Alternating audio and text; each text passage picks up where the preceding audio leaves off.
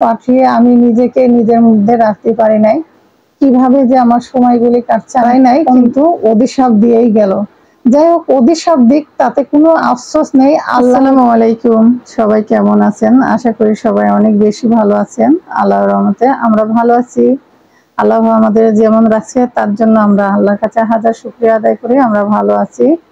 তো সকলের কাছে বলছিলাম যে আমাদের সঙ্গে কি হচ্ছে না হচ্ছে, রাজশাহী যাওয়ার পরে সবকিছুই আপনাদের সঙ্গে শেয়ার করব, কিন্তু আমি কোনোভাবে সুযোগ পাইনি। আর আমার মন মানসিকতাই ছিল না যে কোনোভাবে আপনাদের সঙ্গে শেয়ার করব।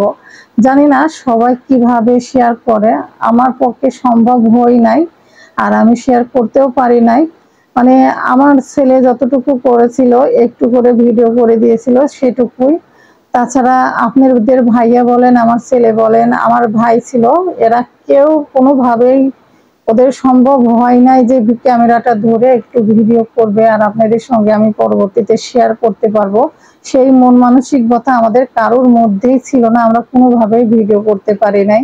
যাই হোক, আমার দুইটা সন্তান, আমার একটা মাত্র মেয়ে, একটা মাত্র ছেলে, আমার জীবনের অংশ ওরা, আমার সারা পৃথিবী ওরা। ওদের কোনো কিছু হলে আমি নিজেকে ঠিক রাখতে পারি না।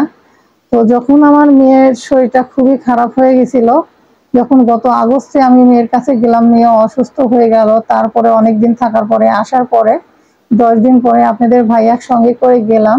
যাওয়ার পরে ডাক্তার দেখালাম। ডাক্তার তো আগেই বলে দিয়েছিল সার্জারি করতে হবে, আপনাদেরকে তো বলছিলাম এর আগে। তো সার্জারিটা কিসের করতে হলো জানেন? আমার মেয়ের গল ব্লাডারে পাথর হয়েছিল, তার জন্য তাকে অপারেশন করতে হলো।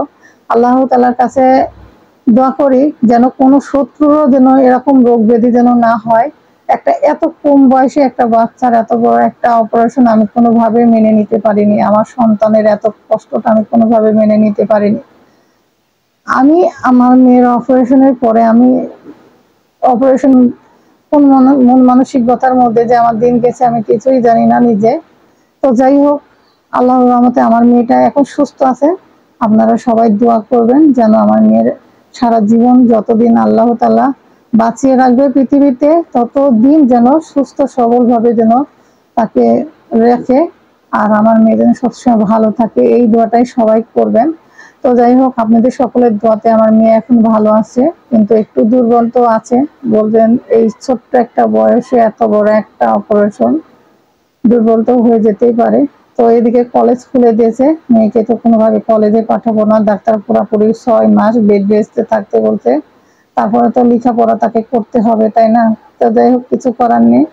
তো সবাই আমার মেয়ের জন্য দোয়া করবেন, আমাদের জন্য দোয়া করবেন যেন ভালো হয়ে থাক সারা জীবন। সব বাচ্চা যেন, প্রতিটা মায়ের সন্তান যেন সুস্থ থাকে, ভালো থাকে, এই দোয়াটাই করবেন।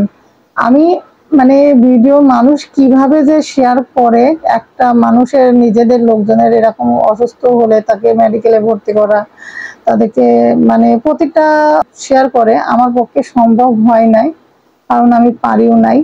তো ক্লিনিকে ভর্তি থাকাকালীন আমার মেয়েকে একটু ভর্তির পরে একটু ভিডিও করে নিয়েছিল আমার ছেলে, আর রিলিজের দিনে একটু ভিডিও করেছিল, এইটুকুই।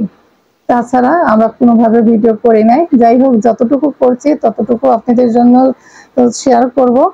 আর সবাই আমাদের জন্য দোয়া করবেন, আমার দুটা সন্তানের জন্য দোয়া করবেন, আপনাদের ভাইয়াও যেন সবসময় ভালো থাকে, হাসি খুশি থাকে, এই দোয়াটাই করবেন। আপনাদের দোয়া এবং ভালোবাসা আমার কাছে সব থেকে বেশি পাওয়া। আপনাদেরকে সবসময় কিন্তু আমার ফ্যামিলি মেম্বার মনে করে। যাই হোক, আমাদের জন্য দোয়া করবেন। আমি যে কোন ঘোরের মধ্যে ছিলাম নিজেও জানি না, আমি কোনোভাবে ইউটিউব ফেসবুকে আপনাদের সঙ্গে ভিডিও শেয়ার করার মন মানসিকতাই ছিলাম না। তো যাই হোক, ভিডিওটা অনেক বড় হয়ে যাচ্ছে, সবাই ভিডিওটা দেখবেন, আর ভালো লাগলে অবশ্যই আমার পেজটি ফলো করবেন আর ইউটিউব চ্যানেলটি সাবস্ক্রাইব করবেন। এর জন্য, আমার ফ্যামিলির জন্য, সবার জন্য দোয়া করবেন। আর সবার কাছে একটাই অনুরোধ, প্রতিটা বাবা মার সন্তানের জন্য সবসময় ভালো দোয়া করবেন, কোনো সময় কাউকে অভিশাপ দিবেন না। আমার এই জীবনে আমি অনেক মানুষের উপকারে দাঁড়াইছি, কিন্তু আমার উপকারের জায়গায় কেউ তো দাঁড়ায় নাই। আল্লাহ তাআলা যেন আমাদেরকে সব সময় অভিশাপ থেকে দূরে রাখে। আল্লাহ তাআলার ভালোবাসা আর আল্লাহ তাআলার রহমত থাকলে কোনো মানুষের অভিশাপ আমাদের গায়ে লাগবে না। আপনারা এই দোয়াটাই করবেন। তো যাই হোক, এই ভিডিওটি দেখছেন যেদিনকে ওকে অ্যাডমিট করা হয়েছিল হাসপাতালে, সেদিনকার ভিডিও এইটুকুই করা হয়েছিল, এর বেশি কোনো ভিডিও করা হয়নি। আর স্যালাইন লাগিয়ে দিয়ে গিয়েছিল আর আমরা বসে আছি, খুব কষ্ট লাগতেছিল, কিছু বলার ভাষাই ছিল না আমাদের দুইজনার। তো যাই হোক এইটুকু ভিডিও করেছিলাম। আর এই তো রিলিজের দিন সকালবেলা আপনাদের ভাইয়ার অপেক্ষায় ছিলাম, আপনাদের ভাইয়া আসলে পরে রিলিজ দিয়ে আমরা বাসায় নিয়ে চলে যাব। তারপরে কি হয় না হয় প্রতিটা ভিডিওতে আপনাদের সঙ্গে শেয়ার করব, অবশ্যই আমাদের সঙ্গে থাকুন আর দেখতে পাবেন। আমার মেয়ের জন্য সবাই দোয়া করবেন, ভিডিওটি বেশি বড় করব না। আর এই তো মেয়ে বারে বারে বলতেছিল ক্যানোলাটা কখন খুলে দিবে, ওর খুব কষ্ট লাগতেছিল। তো যাই হোক সবাই দোয়া করবেন, এখনকার মতো বিদায় নিচ্ছি, আল্লাহ হাফেজ, আসসালামু আলাইকুম।